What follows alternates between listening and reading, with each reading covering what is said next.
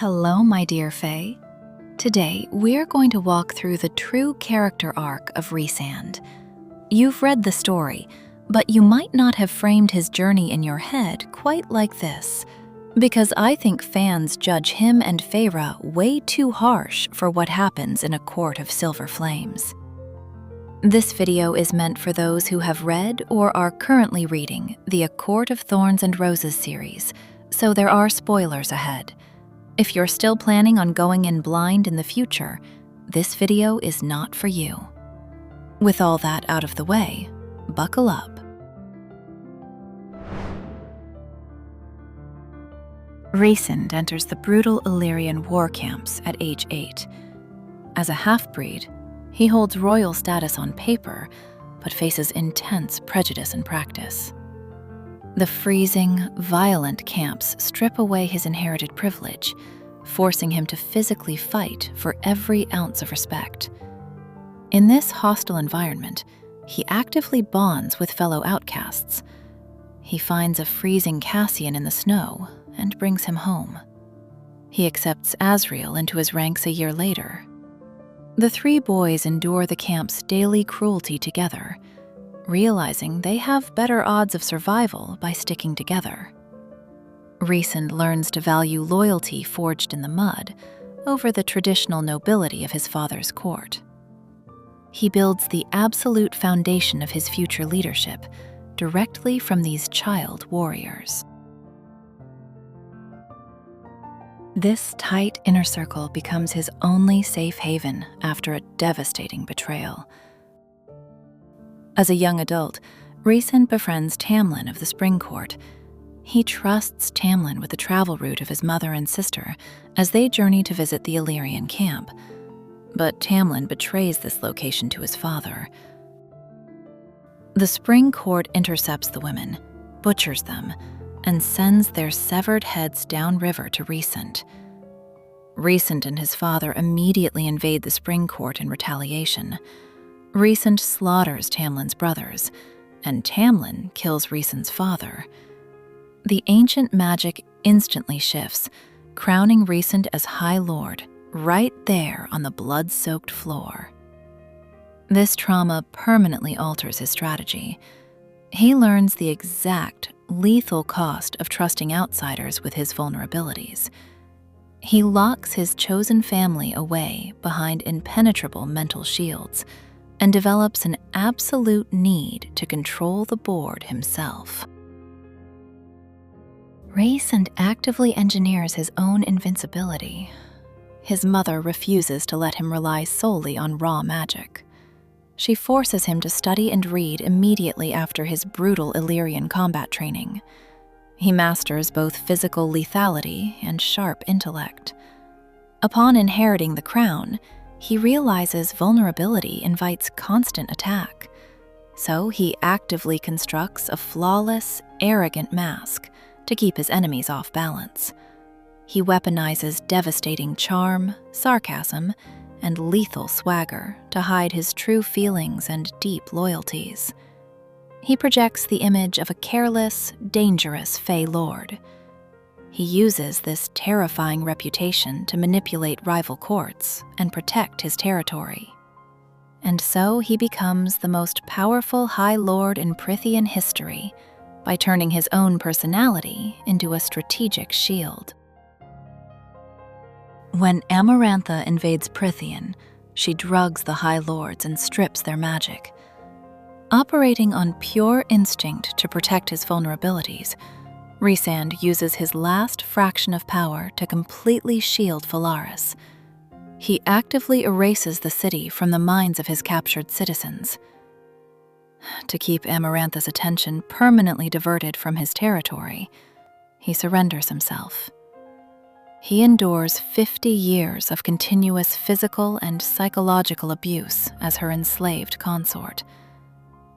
The mask he built earlier hardens into a total survival system. He weaponizes his terrifying reputation and owns the villain narrative to take the abuse directly. This ongoing trauma dictates his actions toward Feyre during her trials. He delivers his protection wrapped entirely in manipulation and brutal bargains. He actively plays the monster to ensure his people survive the nightmare. The moment Amarantha dies, he alters his entire strategy. Free from the mountain, he immediately drops his villain persona and brings Feyre to his home. He reveals the hidden city of art and peace to physically prove his true internal values. He pulls her into his inner circle and actively equips her with Illyrian combat training, mental shields, and absolute agency. He pushes her to develop and harness her newly inherited magic. He survives 50 years as a powerless slave. Upon escaping, supreme authority offers him the ultimate shield against further abuse. He crowns Feyre High Lady and turns their partnership into official policy. He has all the reasons to not make himself vulnerable, and yet he does willingly.